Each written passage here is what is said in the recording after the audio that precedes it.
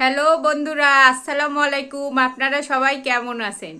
সারাদিন রোজা থেকে আমাদের শরীরটা অনেক দুর্বল হয়ে যায়, তাই জন্য আজকে আমি আপনাদের জন্য একটা স্বাস্থ্যকর শরবত নিয়ে আসছি।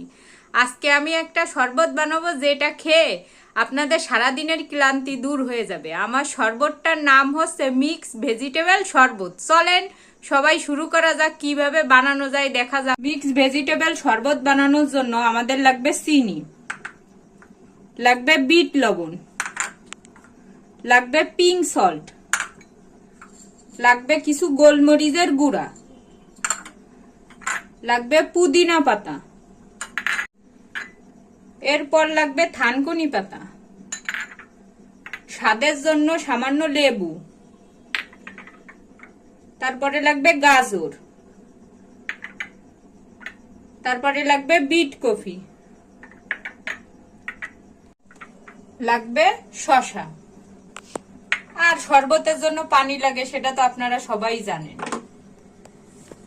প্রথমে বিট কফি দিয়ে দিলাম, এরপর দিব গাজর, তারপরে দিব শসা,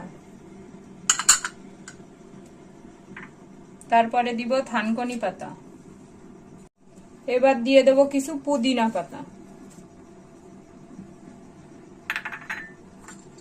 তারপরে দেব কিছু গোলমরিচ,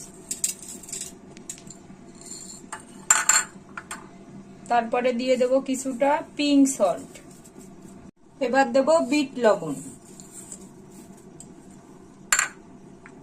তারপর মিষ্টির জন্য সামান্য চিনি,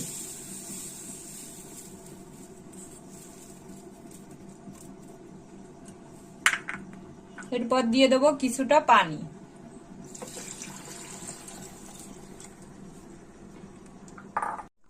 এরপর ভালো করে ব্লেন্ড করে নিলেই তৈরি হয়ে গেল আমাদের মিক্স ভেজিটেবল শরবত।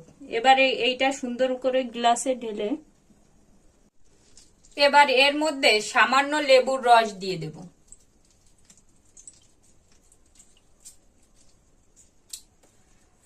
লেবুর রস দেওয়া হয়ে গেলে উপর থেকে কিছুটা পুদিনা পাতা দিয়ে দেব।